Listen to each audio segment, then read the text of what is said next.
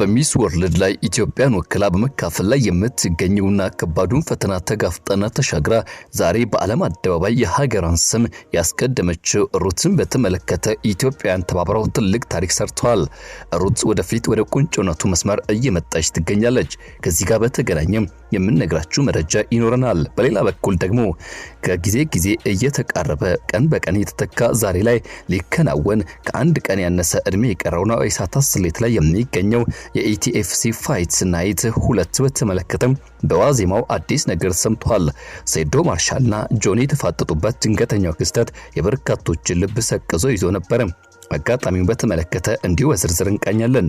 እኛ ኢትዮ ግሎባል 360 ኒውስ ነን። ውድ ቤተሰቦቻችን ለቻናላችን አዲስ ከሆናችሁ ሰብስክራይብ፣ ቪዲዮን ከወደዳችሁት ላይክ፣ ሼር እንድታደርጉ እየጋበዝን ይህን ጉዳይ በዝርዝር መመልከት እንሻገራለን። መልካም ቆይታ። አንድ የመግቢያ ትኬት 100 ሺህ ብር የተሸጠበት ነገ የሚካሄደው አድዋ ፋይት ናይት በቂ ዝግጅት መደረጉን በሚያመላክት ሁኔታ ላይ እንዳሉ አዘጋጆቹ ገልጸዋል።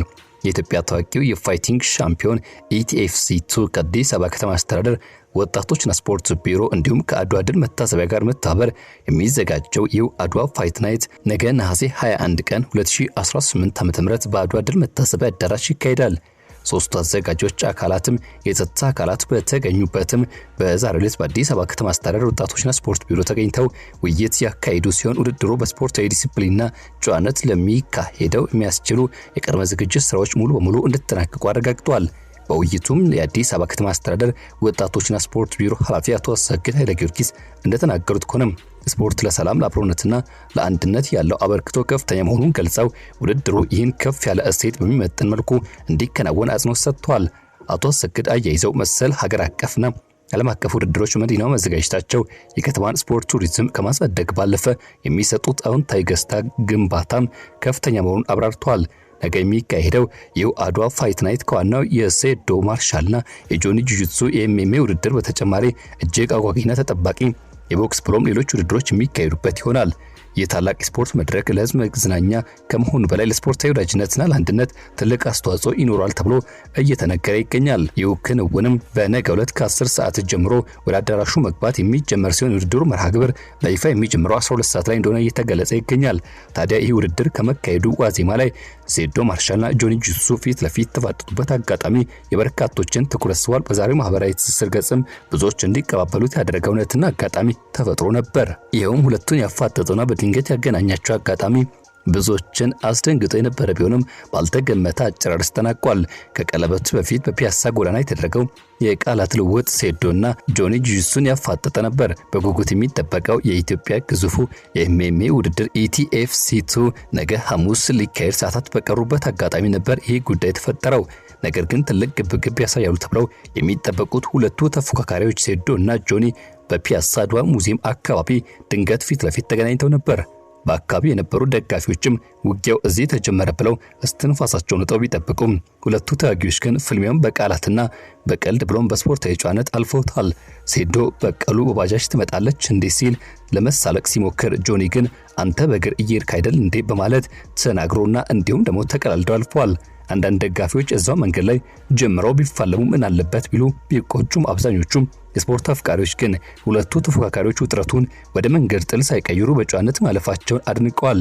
እውነተኛውና የሞቀው ፍልሚያ ነገ በቀለበት ውስጥ የሚታይ ይሆናል። ማን አሸናፊ ይሆናል? የብዙዎችን ጉጉት የጨመረ ነው። እናንተስ በዚህ ፋይት ላይ ማን የበላይነቱን ይወስዳል? ማንስ በድል ያጠናቃል? ሐሳብ አስተያየቶቻችሁን እንዲሁም ግምቶቻችሁን እንድታካፍሉን በአክብሮት እንጋብዛለን። ለሁሉም ተወዳዳሪዎች ግን መልካም ምኞትን እንመኛለን። በዚህ ወደ ሌላኛው ጉዳያችን እናልፋለን። እጅግ ከባዱን የሐዘን ጊዜ ተቋቁማ ሀገሯና ሰንደቋን አስቀድማ በዓለም አቀፉ መድረክ ላይ የተወዳደረች የምትገኘው ሩት ይርጋለም ከቀናት በፊት ያደረገችው ንግግርና በዚያ የነበረው መድረክ ላይ ቆነጃጀቱን በእንባ አራጭታ የብዙዎችን ልብ ነክታ ነበር። ታዲያ ሩት ይርጋለም የምታከናውነው ይህ ውድድር ዛሬ ላይ በኢትዮጵያን ከፍተኛ ርብርብና አስተዋጽኦ ደምቆ ቀጥሏል። ኢትዮጵያን ባደረጉት ከፍተኛ ህዝባዊ ርብርብ ሩት ይርጋለም ከ1 ሚሊዮን በላይ ድምጽ ማግኘት መቻሏን የሚያመላክቱ መረጃዎች በስፋት ወጥተዋል። በዓለም አቀፉ በአቀፉ 75ኛው ሚስ ወርልድ 2026 የቁንጅና ውድድር ፒፕልስ ቾይስ ህዝባዊ ድምጽ አሰጣጥ የኢትዮጵያን ባሳዩት አስደናቂ ህዝባዊ ትስስርና የጋራ ርብርብ ተወዳዳሪዋ ሩት ይርጋለም ከ1 ሚሊዮን በላይ ድምጽ በማግኘትም ከፊት መስመር ተሰልፋለች። በውድድሩ የህዝብ ድምጽ አሰጣጥ ታሪክ ውስጥም ከፍተኛ ተሳትፎ ከተመዘገበባቸው አጋጣሚዎች አንዱ የሆነው ይህ የኢትዮጵያን ህዝባዊ ርብርብ የሩት ይርጋለምን የድምጽ ቁጥር በአጭር ጊዜ ውስጥም በከፍተኛ ደረጃ በማሳደግ በውድድሩ አናት ላይ እንድትቀመጥ አድርጓታል። በሌላ በኩል ደግሞ ኤርትራውያን ለተወዳዳሪያቸው ሰኒት ሀብተአብ ባደረጉት ከፍተኛ ደጋፊነት ድምጽም ከ1.5 ሚሊዮን በላይ ድምጽ ማስመዝገብ በመቻል በአንደኛ ደረጃ ተቀምጣለች። ይህ አንደኛ ደረጃ ከአፍሪካ ቀጠና ብቻ ሳይሆን በዓለም አቀፍ መድረክም በፊት መስመር እንድትቀመጥ አድርጓታል። የሁለቱ ጎረቤታሞች ህዝቦች ተወዳዳሪዎችም በውድድሩ ከፍተኛ ድምጽ ይዘው መምራት ላይ መሆናቸውን ውድድሩ በፍቅርና በጤናማ መንፈስ ተሞልቶ በከፍተኛ ድምቀት እንዲቀጥል ትልቁን ምክንያት ሆኗል። የወቅቱ የአንደኝነትና የደረጃ መሪዎችም የድምጽ መጠን በተመለከተ የወጡ አሃዛዊ መረጃዎች እንደሚጠቁሙት ከሆነ ኤርትራዊቷ ሰኒት ሀብተአብ ከ1.5 ሚሊዮን በላይ ድምጽ በማግኘት መጀመሪያ ደረጃ ላይ ስትቀመጥ፣ ኢትዮጵያዊቷ ሩት ይርጋለም ደግሞ ከ1.1 ሚሊዮን በላይ ድምጽ ማግኘት ትችላለች። በሶስተኛ ደረጃ የተቀመጠችውና ከኢትዮጵያና ከኤርትራውያን ተወዳዳሪዎች በእጥፍ ያነሰ ድምጽ የያዘችው ናይጄሪያዊቷ ሶዬ ካሪቢ ጆርጅ ከ530 ሺህ የሚሆን ድምጽ ይዛለች። በዚህ የፒፕልስ ቾይስ ህዝባዊ ድምጽ አሰጣጥ በአንደኝነት የምታጠናቀው ተወዳዳሪ ቀጥታ ወደ ቶፕ 6 የመጨረሻዎቹ 6 ውስጥ የምትቀላቀል ሲሆን ሌሎቹ ከፍተኛ ድምጽ የሚያገኙ ተወዳዳሪዎች የሚያስመዘግቡት ውጤት ተይዞላቸው ለሚቀጥለው የውድድር ምዕራፍ ላይ የሚያልፉ ይሆናል። ይሄኛው ዙር ውድድር ሊያልቅ 9 ያክል ቀናት የቀሩ ሲሆን ለ21 ሰዓታት የሚቆየው ድምጽ እንዲሰጥም አዘጋጆቹ የ50% ዲስካውንት አድርገዋል። ቦት ላይ እየገቡ ብዙዎችም እንዲመርጡ ዲያስፖራው ማህበረሰብም የበኩሉ እንዲወጣ ብዙዎች ጥረት ያደርጉ ይገኛሉ። ይህ ሂደት ከተሳካ ኢትዮጵያን የወከለችውና ማህፀኗን ተቋቁማ በዚያ መድረክ የተገኘችው ሩት ይርጋለም የምታስመዘገበው ውጤት በብዙ መልኩ የሚተረጎም ይሆናል።